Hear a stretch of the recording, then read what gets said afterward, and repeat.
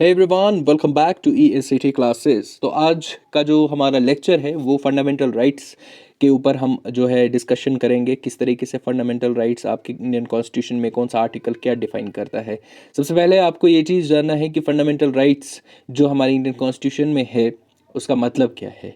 अगर हम इसको ट्रांसलेट करेंगे तो फंडामेंटल का मतलब होता है उर्दू में बुनियादी हुकूक, और अगर हम इसी चीज़ को हिंदी में ट्रांसलेट करेंगे तो इसका मतलब होता है मौलिक अधिकार। ठीक है, तो ये कुछ बेसिक राइट्स होता है जो कि इंडियन कॉन्स्टिट्यूशन एक इंडिविजुअल को प्रोवाइड करता है against the state in favour of individual. क्या? Against the state in favour of individual. तो ये कुछ एब्सोल्यूट राइट्स नहीं होते हैं। ठीक है, इसमें कुछ जो है रीजनेबल रिस्ट्रिक्शंस भी लग जाते हैं। वो हम आगे जब हम आर्टिकल्स पढ़ेंगे तो वन बाय वन हम कुछ उनकी एक्सेप्शन जो है वो भी इन चीज़ों में देख लेंगे। ठीक है, एक डिग्निफाइड मैनर में एक इंडिविजुअल की लाइफ डिग्निफाइड मैनर में जिए, तो इसके लिए ये फंडामेंटल राइट्स जो है कॉन्स्टिट्यूशन ऑफ इंडिया इंडिविजुअल को प्रोवाइड करता है। अब हम देखते हैं ये फंडामेंटल राइट्स है कहाँ कॉन्स्टिट्यूशन में। तो आपको ये part third of Indian constitution में मिलेंगे। कहाँ पर? Part third of Indian constitution. तो फंडामेंटल राइट्स जो है, जैसे कि मैंने अभी आपको बोला था, इन्हें गारंटीड राइट्स भी कहा जाता है, जो कि आपको इंडियन कॉन्स्टिट्यूशन खुद गारंटी देता है इस चीज़ की। तो ये जो फंडामेंटल राइट्स है ये गारंटीड राइट्स होते हैं अगेंस्ट द स्टेट। ये किसी प्राइवेट बॉडी की, यानी कि अगर आपके बीच में किसी दोस्त के साथ, किसी दूसरे इंसान के साथ किसी भी तरीके का कोई फसाद होता है, तो वहाँ पर आप ये नहीं बोल सकते हो कि मेरे फंडामेंटल राइट्स वायलेट हो गए हैं। फंडामेंटल राइट्स जो है ये आपके राइट्स है against the state in favour of individual. समझ में आ गया क्या?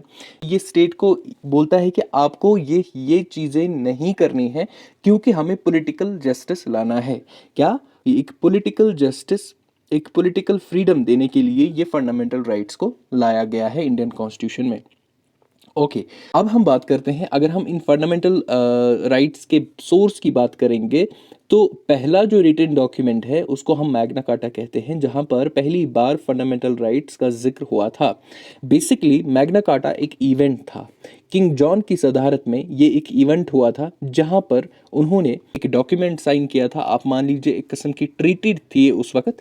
ठीक है, तो 1215 में ये ट्रीटी साइन हुआ, ये एक डॉक्यूमेंट बना, या आप कह सकते हो कि ये मैग्ना कार्टा इवेंट बना जहां पर फंडामेंटल राइट्स को मेंशन किया गया, यानी कि उस डॉक्यूमेंट में मेंशन किया गया ये फंडामेंटल राइट्स। तब तक कोई भी हुकूकों की बात नहीं होती थी, राइट्स के बारे में कोई बात नहीं करता था। ठीक है, इस वक्त जो है मैग्ना कार्टा के बाद एक पहला रिटन डॉक्यूमेंट बना जहां पर फंडामेंटल राइट्स की बात हुई थी। ऑलराइट, सो अब हम ये भी जान लेते हैं, अब आपको पता ही है इंडियन कॉन्स्टिट्यूशन जब हम पढ़ते हैं फंडामेंटल राइट्स मान लीजिए, तो हम हमारे जो फाउंडिंग फादर्स थे इंडियन कॉन्स्टिट्यूशन के, तो वो कहीं ना कहीं से इंस्पायर होते थे और वो फिर कुछ चीज़ें हमारे कॉन्स्टिट्यूशन में इंसर्ट करते थे। तो इसी तरीके से फंडामेंटल राइट्स को इंसर्ट करने के लिए जो हमारे फाउंडिंग फादर्स थे, so it has been inspired from the US constitution.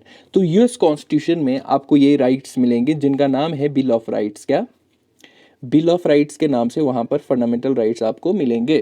तो यहाँ पर वही उसी से इंस्पायर होके इंडियन कॉन्स्टिट्यूशन में फंडामेंटल राइट्स को इंसर्ट कर दिया गया है, ताकि आपको पॉलिटिकल जस्टिस लाना है। अब इन सारे जस्टिस को, यानी कि ये स्टेट के अगेंस्ट है। ठीक है, ये सारे जितने भी मैंने आपको राइट्स बोले, फंडामेंटल राइट्स के बारे में बोला, ये फंडामेंटल राइट्स आपको गारंटीड राइट्स है अगेंस्ट द स्टेट। अब इनको अगेंस्ट द स्टेट, हो सकता है स्टेट कभी कभी इनको वायलेट करेगी, तो फिर इनको जो है कौन चेक करेगा? तो वहाँ पर जो है आपकी जुडिशियल बॉडी, जिसको हम सुप्रीम कोर्ट के नाम से जाना जाता है, और हाई कोर्ट के पास भी पावर होते हैं। वो हम आगे पढ़ेंगे किस तरीके से इनके पास क्या पावर होते हैं। ओके, तो अब हम देखते हैं classification of the fundamental rights. तो जनरली हम फंडामेंटल राइट्स को पहले 7 कैटेगरी में डिफाइन करते थे, लेकिन उसके बाद एक आर्टिकल जो है आर्टिकल 31, वो उसके बाद जो है रिमूव कर दिया गया है फंडामेंटल राइट से, और उसको लीगल राइट करार दिया गया है, जो कि प्रॉपर्टी के साथ डील करता था, और अब वो 300A आर्टिकल में है, यानी कि 44 कॉन्स्टिट्यूशनल अमेंडमेंट एक्ट 1978 में इसको रिमूव कर दिया गया है। ठीक है, तो अब ये फंडामेंटल राइट नहीं बल्कि लीगल राइट है। तो बचे कितने? 6। अब हमारे पास 6 फंडामेंटल राइट्स है। इन फंडामेंटल राइट्स को अब हम वन बाई वन आर्टिकल के जरिए पढ़ेंगे कि कौन सा आर्टिकल क्या डिफाइन करता है। ओके, सो आर्टिकल 12 को सबसे पहले हम देखेंगे। आर्टिकल 12 को मैं आपको इस तरीके से समझाऊंगा। मैंने आपको क्या बोला था? फंडामेंटल राइट्स जो है वो अगेंस्ट द स्टेट है, अगेंस्ट द स्टेट है। ठीक है, ये आपको against the state in favour of जो है इंडिविजुअल है। अब यहाँ पर स्टेट की डेफिनेशन देखना बहुत ज़्यादा ज़रूरी है। अब स्टेट क्या है sir? State government of India को आप कह लेंगे, स्टेट पार्लियामेंट को कहेंगे, गवर्नमेंट ऑफ स्टेट्स को कहेंगे, लेजिस्लेचर ऑफ स्टेट को कहेंगे, और लोकल अथॉरिटीज़ जिसमें आपका पंचायत आता है, आपकी म्यूनसिपैलिटीज़ आती है, ठीक है, ये सारी चीज़ें आपको स्टेट में आ जाता है। और क्या आता है? और जो local authorities with in the India यानी कि इंडिया में है और अगर इंडिया से बाहर है लेकिन under the control with in the control of India है तो वो आपके स्टेट की डेफिनेशन में आ जाता है। इसके साथ साथ कुछ केसेस को जब हम देखते हैं, जब हम केस स्टडी करते हैं इस आर्टिकल 12 को लेकर के, तो बहुत सारे केस स्टडीज के दौरान जो है इसकी डेफिनेशन जो है थोड़ा सा उसमें इम्प्रूवमेंट आ गया है। अब प्राइवेट बॉडीज जो आती है, जो सरकार के लिए, जो स्टेट के लिए काम करती है, उन प्राइवेट बॉडीज को भी आप स्टेट कह सकते हो। समझ में आ गया? ओके। अब यहाँ पर एक सवाल आ जाता है, क्या कोर्ट्स आपके स्टेट में आ जाते हैं? मैं इस चीज़ का आंसर यहाँ पर दूंगा क्योंकि देखिए, कोर्ट्स अगर जुडिशियल कार्रवाई कर रहे हैं, अगर वो जुडिशियल काम कर रहे हैं तो फिर उनको आप स्टेट नहीं मानोगे। लेकिन जब वो एडमिनिस्ट्रेशन कोर्ट्स की बात करते हो यानी कि रूल फ्रेम करते हो या कुछ एडमिनिस्ट्रेशन काम करते हो तो उस वक्त कोर्ट को स्टेट माना जाएगा, लेकिन जुडिशरी में आप कोर्ट को स्टेट नहीं मान सकते हो। ठीक है, समझ में आ गया article 12। Let's come to the next article which is article 13 of the Indian constitution. See my friends, यहाँ पर हम आर्टिकल 13 भी कोई फंडामेंटल राइट नहीं है। तो सर ये क्या है अगर ये फंडामेंटल राइट नहीं है? ये भी डेफिनेशन बताता है। सर किस चीज़ की डेफिनेशन बताता है? ये आपके लॉ को डिफाइन करता है under the part 3 of Indian constitution. Part 3 of Indian constitution में लॉ को किस तरीके से आप डिफाइन करोगे, ये चीज़ इसमें आपको सीखनी पड़ेगी। अब यहाँ पर ध्यान रखो, आर्टिकल 13 नेगेटिव वे में बताता है कि लॉ क्या है। देखिए, ये एक्चुअल में ये नहीं बोलता है कि लॉ क्या है, बल्कि ये डिफाइन करता है लॉ क्या नहीं है। ठीक है, क्या लॉ क्या नहीं है। अब यहां पर आर्टिकल 13 ऑफ इंडियन कॉन्स्टिट्यूशन ये कहता है कि अगर कोई भी सरकार, कोई भी स्टेट, कोई भी लेजिस्लेचर कोई कानून बनाता है, वो कानून अगर पार्ट 3 ऑफ इंडियन कॉन्स्टिट्यूशन यानी फंडामेंटल राइट्स के साथ या basic structure of the Indian constitution के साथ छेड़छाड़ करता है तो वो कानून वहीं पर वाइड हो जाता है, यानी रिजेक्ट हो जाता है। समझ आया? क्या आर्टिकल 13 ये डेफिनेशन देता है लॉ का, नेगेटिव वे में देता है कि लॉ जो है वो कभी नहीं बन सकता अगर वो लॉ या वो कानून किसी भी basic structure of Indian constitution को वायलेट करता है, तो उसमें पार्ट 3 ऑफ इंडियन कॉन्स्टिट्यूशन भी आता है। उसी वक्त वो जो है लॉ जो है, जो कि लेजिस्लेचर बनाता है, वो वाइड हो जाता है, वो रिजेक्ट हो जाता है। समझ आ गया आर्टिकल 13 के बारे में? ठीक है, चलते हैं आगे।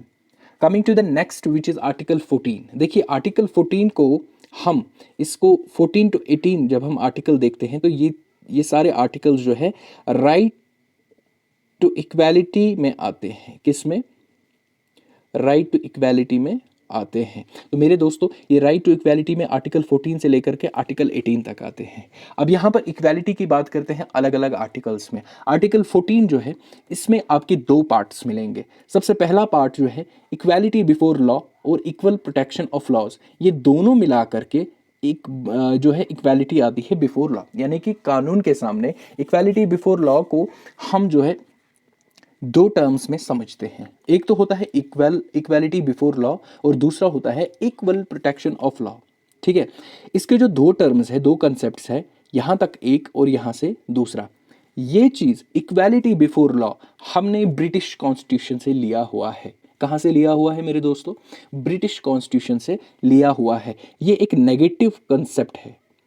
और इक्वल प्रोटेक्शन ऑफ लॉज हमने यूएस कॉन्स्टिट्यूशन से लिया है। ये एक पॉजिटिव कंसेप्ट है। अब ये सर पॉजिटिव कंसेप्ट कैसा है और नेगेटिव कंसेप्ट कैसा है, यहां पर हम इस चीज को भी समझने की कोशिश करेंगे। देखिए, इक्वालिटी बिफोर लॉ का मतलब होता है कि लॉ सबसे ऊपर है। लॉ सबसे ऊपर है और कानून के ऊपर कोई भी पर्सन नहीं है, चाहे वो प्राइम मिनिस्टर हो, चाहे वो आम इंसान हो। कानून अगर प्राइम मिनिस्टर के लिए एक है तो वही कानून कॉमन मैन के लिए भी है। This is what equality before law. And now coming to the next which is equal protection of laws. ये हमारा पॉजिटिव कंसेप्ट है, ये हमारा पॉजिटिव कंसेप्ट डिस्क्राइब करता है। अब इसमें क्या चीज़ है सर? देखिए, इक्वल प्रोटेक्शन ऑफ लॉ को आप समझ लीजिए। हमारे पास दो इंसान हैं, यानी कि दो बॉयज़ हैं, समझ लीजिए दो बॉयज़ हैं हमारे पास, एक की एज है 8 साल और दूसरे की एज है 21 साल। अभी 8 साल के बच्चे ने गन उठा लिया, ठीक है, और इसने शूट कर दिया किसी इंसान को, ठीक है, इसने शूट कर दिया किसी इंसान को, लेकिन इस बच्चे को पता ही नहीं है कि ये खिलौना है या ये जानलेवा हथियार है। तो इसने गन उठाया, इसने फायर किया और इसने किसी का मर्डर कर दिया। तो ये 8 साल का बच्चा था। अब यहाँ पर 21 साल का बच्चा है, बच्चा नहीं 21 साल का लड़का है, जिसको पता है कि गन से मारते हैं और इससे मर जाता है बंदा, ठीक है। और यहाँ पर आप ये चीज़ भी इसको पता है, यानी कि ये मेंटली साउंड है, ये फिट है बंदा, इसको पता है कि मुझे अगर मैं इस बंदे को ये फायर करूंगा तो ये मर जाएगा, तो इसने कर दिया ये फायर, ठीक है। इसने भी यही गुनाह किया और इस बच्चे ने भी यही गुनाह किया। मान लो इसकी एज 5 साल है। अब इन दोनों के लिए आप सेम सज़ा नहीं दे सकते हो। यहाँ पर आप एक ग्रुप में डिस्क्रिमिनेशन नहीं कर सकते हो। देखिए यहाँ पर दो ग्रुप्स बन गए ना, एक तो इमेच्योर का ग्रुप है और दूसरा आपका मैच्योर का ग्रुप है। अगर कोई बच्चा गलती करता है तो आप बड़ों वाला सज़ा बच्चे को नहीं दे सकते हो। और यही चीज़ अगर यहाँ पर एक आदमी ने कोई सज़ा की है, एक गलती की है, और दूसरा आदमी उसी कैटेगरी में आता है, मैच्योर है, मेंटली साउंड है, ठीक है, तो उसने भी यही गलती की है, तो इनके सज़ा में कोई भी डिफ्रेंशिएट नहीं होगा, लेकिन इस ग्रुप से इस ग्रुप में डिफ्रेंशिएट ज़रूर होगा। समझ में आ गया ये equal protection of laws? I hope आपको ये समझ आ गया होगा, ठीक है। तो ये होता है equality before law and equal protection of laws. Now coming to the next which is the article 15 of the Indian constitution. Article 15 क्या कहता है? आर्टिकल 15 कहता है कि स्टेट, यानी कि आपको ये आर्टिकल प्रोहिबिट करता है स्टेट को कि आप किसी भी तरीके की डिस्क्रिमिनेशन नहीं कर सकते हो on a certain grounds. On a certain grounds, यहां पर मैं आपको और एक चीज भी इसके साथ साथ ही समझाऊंगा। देखिए आर्टिकल 15 कहता है कि आप डिस्क्रिमिनेशन नहीं कर सकते हो किन ग्राउंड्स पे? Only of race, caste, religion, sex और प्लेस ऑफ बर्थ। यानी कि आप किस मजहब से आते हो, आपकी जाति क्या है, यानी कि आपकी कास्ट क्या है, आपका जो है जेंडर क्या है, आपकी प्लेस ऑफ बर्थ क्या है, इन चीज़ों पर आपको किसी भी तरीके से डिस्क्रिमिनेशन नहीं देखने को मिलेगा। समझ में आ गया? लेकिन यहाँ पर एक जो है कुछ प्रोविजंस यहाँ पर देते हैं किनको? जब आप आर्टिकल 15 सब क्लॉज 3 देखते हो तो वहां पर आपको वुमेन एम्पावरमेंट की कुछ स्पेशल प्रोविजंस देते हैं किनको? वुमेन्स और चिल्ड्रंस को। वुमेन्स और चिल्ड्रंस को कुछ स्पेशल प्रोविजंस मिलते हैं, तो यहाँ पर ये चीज़ जो है ये एब्सोल्यूट नहीं बन जाता है। समझ में आ गया? इनको कौन आर्टिकल 15 सब क्लॉज 3 में इनको कुछ स्पेशल प्रोविजंस देते हैं, ठीक है, ओके। और जब हम बात करते हैं प्लेस ऑफ बर्थ से, ठीक है, इसके लिए भी आपको स्पेशल प्रोविजन है जो कि आपको आर्टिकल 15 ऑफ सब क्लॉज 4 जो है उसमें ये स्टेट को एनेबल करता है कि आप कुछ स्पेशल प्रोविजंस रख सकते हो। किन के लिए? जो कि आपको बैकवर्ड क्लासेस होते हैं उनके लिए आप कुछ स्पेशल प्रोविजंस रख सकते हो। तो ये एब्सोल्यूट जो है एब्सोल्यूट राइट्स नहीं है, फंडामेंटल राइट्स एब्सोल्यूट राइट्स नहीं है, बल्कि इसमें आपको जगह जगह पर कुछ एक्सेप्शंस मिलेंगे, ठीक है। इसी तरीके से मैंने आपको अभी आर्टिकल 14 बताया था, इक्वालिटी बिफोर लॉ, यानी कि कानून के सामने सारे एक जैसे हैं। यहाँ पर भी आपको एक एक्सेप्शन मिलेगी। देखिए हमारे जो गवर्नर्स होते हैं और हमारा जो प्रेसिडेंट होता है उनके पास कुछ इम्यूनिटी होती है, उनके पास कुछ एक्स्ट्रा प्रिविलेजेस होते हैं, तो इसलिए यहाँ पर भी इसमें ये एक्सेप्शन आ जाती है, ठीक है। आर्टिकल 14 भी हो गया, आर्टिकल 15 भी हो गया। Sir now coming to the next which is article 16। What is article 16? Article 16 क्या डिफाइन करता है? Equality of opportunity in matters of public employment. Article 16 आपको ये डिफाइन करता है कि state every citizen of India को, ठीक है, ये हर एक सिटीजन ऑफ इंडिया को इक्वल अपॉर्चुनिटी देगा पब्लिक एम्प्लॉयमेंट में। यानी कि अगर VLW में कोई फॉर्म निकलते हैं, for example village level worker की कोई एडवर्टीजमेंट निकल आती है और उसके 1200 पोस्टें हैं, ठीक है, तो इन 1200 के लिए क्वालिफिकेशन प्रिस्क्राइब्ड होगी। अब जिनके पास भी ये क्वालिफिकेशन है वो इस पर एप्लीकेबल होंगे। अब ये चीज़ नहीं देखी जाएगी उसका मजहब क्या है, उसका जेंडर क्या है या बाकी चीज़ें किस तरीके से हैं, ठीक है।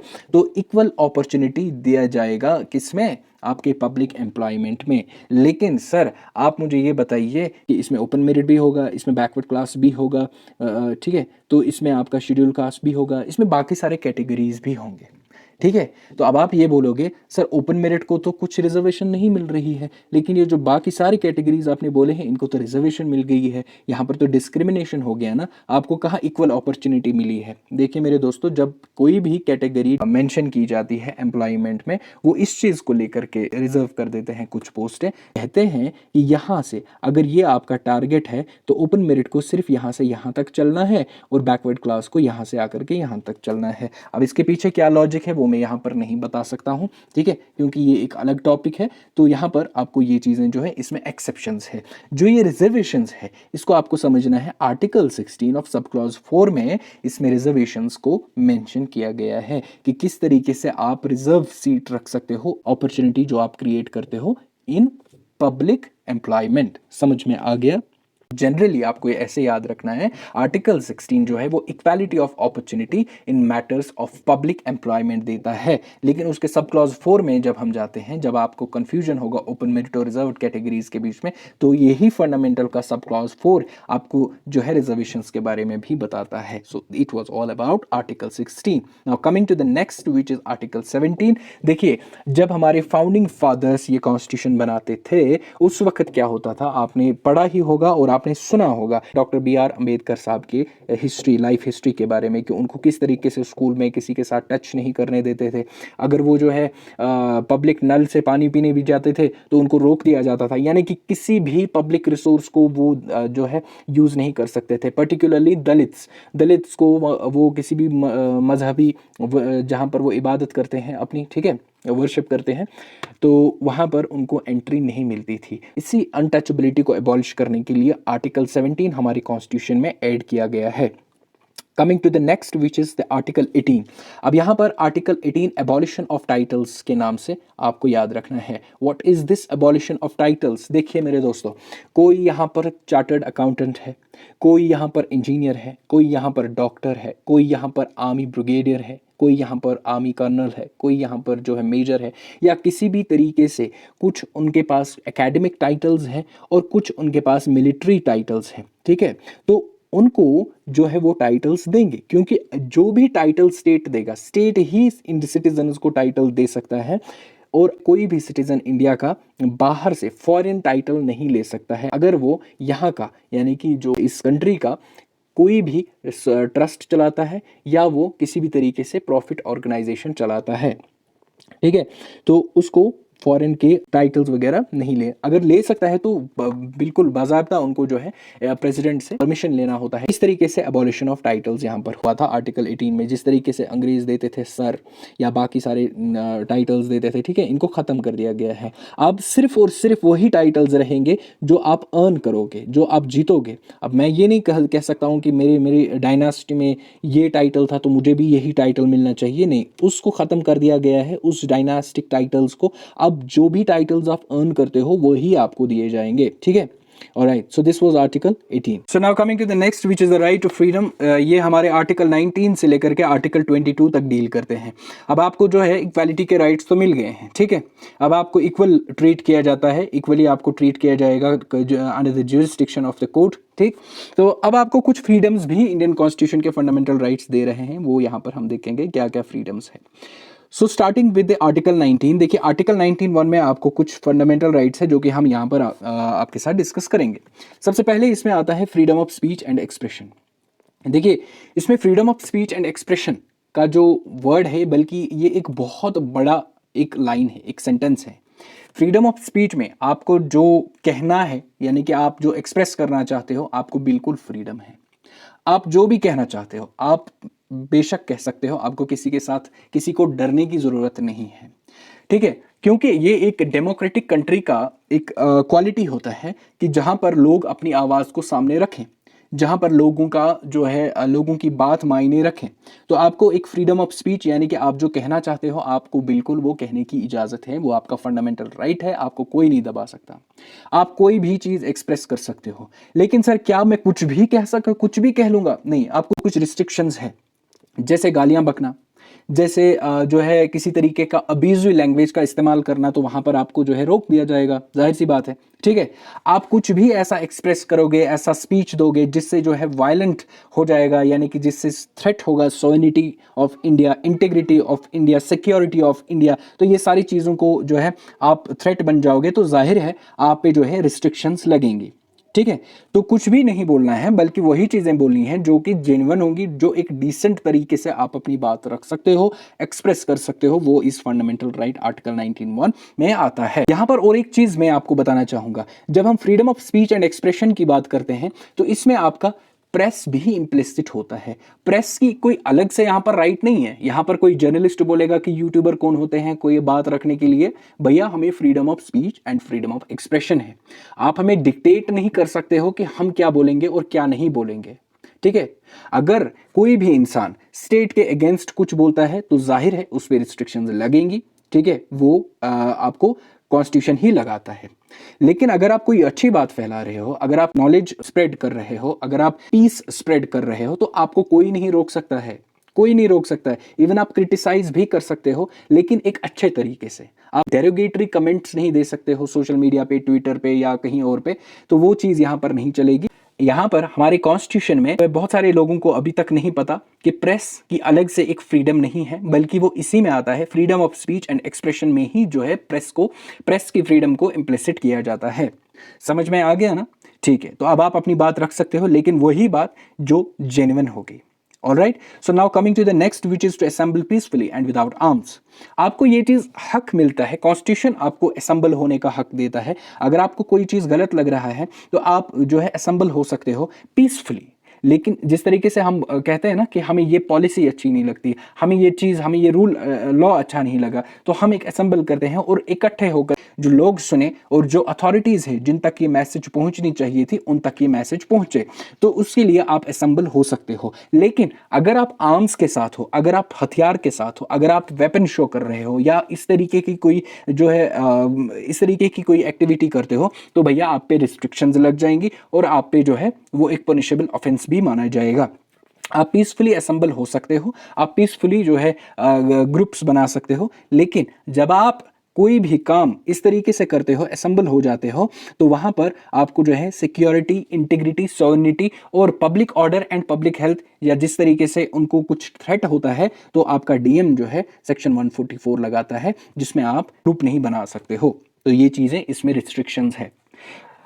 Alright, so coming to the next, which is to form associations or unions और कोऑपरेटिव सोसाइटीज। आप एसोसिएशन बना सकते हो, आप यूनियंस बना सकते हो, आप कोऑपरेटिव सोसाइटीज बना सकते हो। ठीक है, तो ये चीज आपको फंडामेंटल राइट है। आप यूनियन बना सकते हो, लेकिन यहां पर आपको स्ट्राइक का कोई भी अधिकार नहीं है, आप स्ट्राइक नहीं कर सकते हो। ठीक है, आप स्ट्राइक नहीं कर सकते हो, बल्कि आप यूनियन बना सकते हो। अपनी आवाज को सामने रखने के लिए आप यूनियन बना सकते हो। कोऑपरेटिव सोसाइटीज के लिए एक अलग से हमारे चैप्टर है इस इंडियन कॉन्स्टिट्यूशन में। आप एसोसिएशंस बना सकते हो, जो मर्जी बना लो, लेकिन आप जो है ऐसा कोई भी काम नहीं करोगे जिससे इंटीग्रिटी, सोवरेनिटी एंड यूनिटी या सिक्योरिटी को थ्रेट होगा इंडिया में। ठीक है, Alright, so now coming to the next, which is to move freely throughout the territory of India. आपका मन जिस भी कोने में, हिंदुस्तान के कोने में जाना चाहेगा, आप वहां जा सकते हो, आप वहां घूम सकते हो। लेकिन यहां पर कुछ रिस्ट्रिक्शंस है, कुछ ट्राइबल एरियाज में आप जो है नहीं जा सकते हो। ठीक है, कुछ ट्राइबल एरियाज ऐसे हैं इंडिया में जहां पर टूरिस्ट्स को अलाउ नहीं करते हैं। समझ में आ गया? तो बाकी सारे इन एक्सेप्शनल केसेस में, इन एक्सेप्शनल केसेस को साइड दरकिनार करके आप जहां पर भी, जिस कोने में, हिंदुस्तान के जिस कोने में आप जाना चाहते हो, आप जा सकते हो। और to reside and settle in any part of India, यहां पर भी मैं आपको एक रिस्ट्रिक्शन बताऊंगा। यहां पर ये जो बताता है कि आप किसी हिंदुस्तान के किसी भी कोने में जाकर के रह सकते हो, वहां की रेसिडेंस हासिल कर सकते हो, because you are a citizen of India. समझ में आ गया ना? आपको इंडियन कॉन्स्टिट्यूशन ये राइट देता है, आप इंडिया के किसी भी कोने में अपनी रेसिडेंस ले सकते हो। लेकिन इधर भी आपको कुछ एक्सेप्शंस है, जैसे कि ट्राइबल एरियाज है, शेड्यूल्ड एरियाज है कुछ। ठीक है, वहां पर आप किसी भी तरीके की रेसिडेंस नहीं ले सकते हो। ठीक है, ये वो वहां पर आप जाकर के रह नहीं सकते हो, क्योंकि उनका कल्चर है, उसको सेव करने के लिए वहां पर रिस्ट्रिक्ट किया गया है कि वहां पर बाकी जो आउटसाइडर्स होंगे वो नहीं रह सकते हैं, वो अपनी रेसिडेंस वहां पर नहीं ले सकते हैं। और एक क्या फ्रीडम है यहाँ पर? To practise any profession, to carry on any occupation, trade और बिजनेस। आप किसी भी तरीके का बिजनेस कर सकते हो, ट्रेड कर सकते हो, आपको कोई नहीं रोक सकता है। आप कोई भी प्रोफेशन इस्तेमाल कर सकते, आप कोई भी प्रोफेशन ले सकते हो, ठीक है। आप इंजीनियर बनो, डॉक्टर बनो, बिजनेसमैन बनो, लॉयर बनो, आप जो है ट्विटर बनो, ठीक है, ट्विटर नहीं ट्विटर, ठीक है, टीचर बनो या क्या जो मर्जी आपको चाहे आप वो बन सकते हो और आप अपना ऑक्यूपेशन कैरी कर सकते हो। Freedom of press implicit in article 19, ये उनको अलग से नहीं है, फ्रीडम ऑफ स्पीच में ही है, which grants freedom of speech and expression. समझ में आ गया क्या? ऑलराइट, सो गाइज नाउ अब यहां पर देखो, protection in respect of conviction for offences. अगर आपको कन्विक्ट किया जाता है किसी भी ऑफेंस की, फंडामेंटल राइट्स की खूबसूरती देखो। आर्टिकल 20 में आपको 3 तरीके की कन्विक्शंस में आपको कुछ राइट्स दिए जाते हैं और उन राइट्स को हम इस तरीके से समझेंगे। सबसे पहले है आपका अंडर एक्सपोज्ड फैक्टो।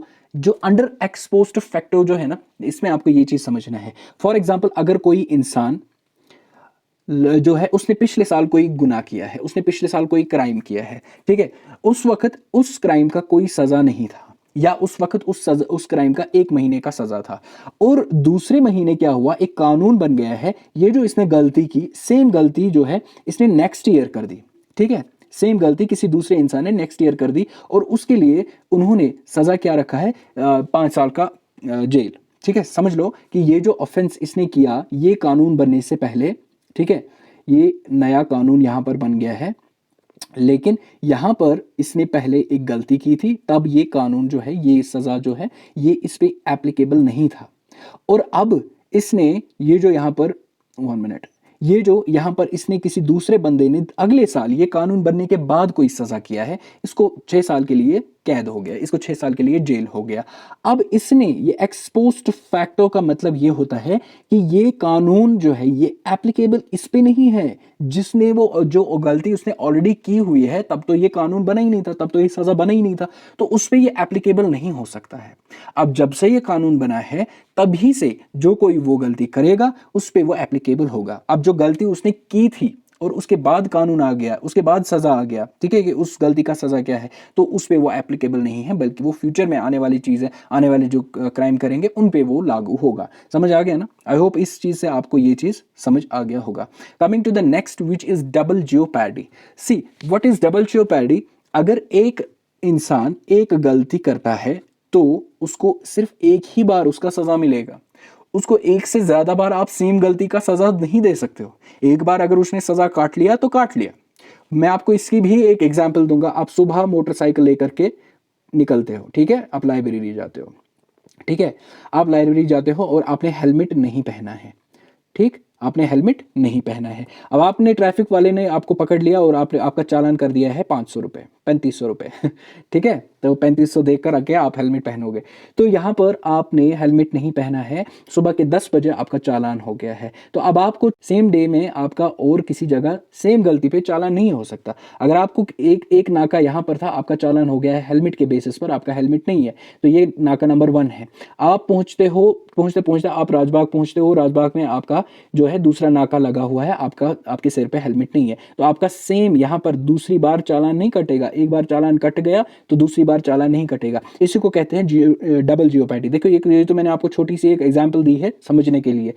यहाँ पर कोई भी क्राइम अगर आप करते हो, चाहे किसी का मर्डर होता है या किसी का कोई और बहुत बड़ा क्राइम होता है, तो एक बार वो प्रोसिक्यूट हो गया, एक बार उसको उस गलती का सज़ा मिल गया, तो दूसरी बार उसको सेम गलती का सज़ा नहीं मिलेगा। डबल जियोपैडी मतलब एक इंसान को एक से ज्यादा बार सेम गलती का सजा नहीं दिया जा सकता, ना ही उसको प्रोसिक्यूट किया जा सकता है। Alright, so now coming to the next, which is the prohibition against the self incrimination. अब यहां पर देखो, ये राइट आपको जो है आर्टिकल 20 क्या बताता है कि आपको प्रोहिबिट करता है, आप अपने खिलाफ गवाही नहीं दे सकते हो, आप चुप रह सकते हो। समझ में आ गया? कोई भी पर्सन अगर उसको अक्यूज किया जाता है किसी भी ऑफेंस के लिए, उसका जो है वो अपने खिलाफ गवाही नहीं दे सकता, वो चुप रह सकता, वो उसका राइट है। समझ में आ गया? और अगर वो अपने खिलाफ गवाही देता है, फॉर एग्जाम्पल उसने गलती की है, वो बोलता है मैंने नहीं किया है, वो नहीं मानी जाएगी। ठीक है, समझ में आ गया? तो अपनी सेल्फ इंक्रिमेशन, अपने खिलाफ ही गवाही देगा, तो वो चीज यहां पर नहीं चलेगी भैया, that is not acceptable at all, जो कि आपको आर्टिकल 20 बताता है। Coming to the next guys, which is article 21। According to this article, किसी भी पर्सन को लाइफ और पर्सनल लिबर्टी से महरूम नहीं रखा जाएगा। जो है इसको हम इमरजेंसी के दौरान सस्पेंड नहीं कर सकते।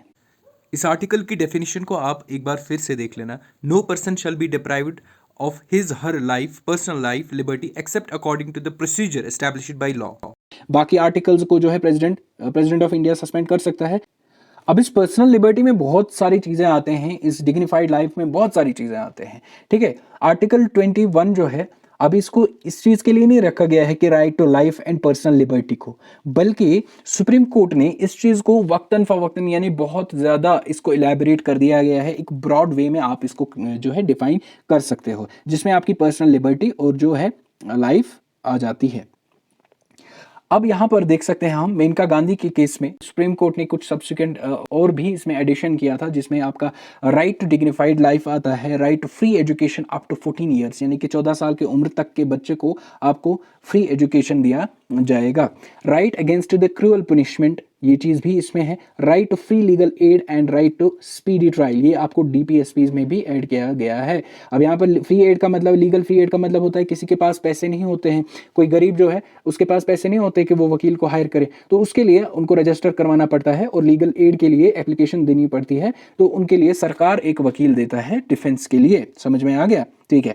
सो इसमें आपका आर्टिकल 21 में right to health of worker भी आता है, right to healthy and liveable environment भी आता है, और इसमें right to shelter for workers, shelter यानी कि जो आपके काम करने वाले हैं उनके लिए आपको रहने का इंतजाम करना है, ठीक है। बाकी सारी चीज़ें, राइट टू ट्रैवल अब्रॉड, अगर आप बाहर जाना चाहते हो किसी भी जगह पर आप जा सकते हो। राइट टू प्राइवेसी भी आपके फंडामेंटल राइट्स में ही आता है, और right to marry the person of one's choice, आप किसी भी इंसान के साथ शादी कर सकते हो। यहाँ पर आपका मजहब जो भी हो, आप चाहे मुसलमान हो, हिंदू हो, क्या चीज़ हो, अनटिल यहाँ पर आपको इस चीज़ का राइट नहीं मिलता है कि आप अगर किसी के साथ शादी करते हो तो आपको जो है एक राइट मिलता है, आप उसका जो रिलीजन है वो कन्वर्ट करो अपने रिलीजन में, ठीक है। ये दोनों के लिए एप्लीकेबल है, तो ऐसा बिल्कुल भी नहीं है, कन्वर्जन का कोई भी मसला नहीं है। लेकिन अगर वो सेटिस्फाई है कि आप एक धर्म से हो, मैं दूसरे धर्म से हो, फॉर एग्जाम्पल, तो हम दोनों शादी करते हैं, हम दोनों एक दूसरे के साथ जो है ये फोर्स नहीं करेंगे कि आप जो है अपना रिलीजन चेंज करो, या आप मुझे बोलोगे कि मैं अपना रिलीजन चेंज करूं, ऐसा नहीं है। Right to marry the person one's choice, आपकी अगर चॉइस है तो आप उसके साथ, उसको जो है रिलीजन के साथ कोई लेना देना नहीं है, आप मुझे नहीं बोल सकते हो कि कन्वर्ट हो जाओ, जो कि आपको फिर आगे और एक राइट है जो हम रिलीजियस के राइट्स में देखेंगे, ठीक है। So this was article 21। अब यहाँ पर और एक चीज है आर्टिकल 21A, जिसमें आपका जो राइट टू एजुकेशन है, सॉरी यहाँ पर एक मिस स्पेलिंग हो गया है, इसको हम राइट टू एजुकेशन बोलते हैं, ठीक है। राइट टू एजुकेशन एक्ट जो है वो आर्टिकल 21A में है। अभी आर्टिकल 21A क्या बोलता है भैया? आर्टिकल 21A में यही चीज दर्शाया गया है कि आपको 6 साल से लेकर के 14 साल के बच्चों को कंपलसरी एजुकेशन प्रोवाइड करवानी है। समझ में आ गया, ठीक है।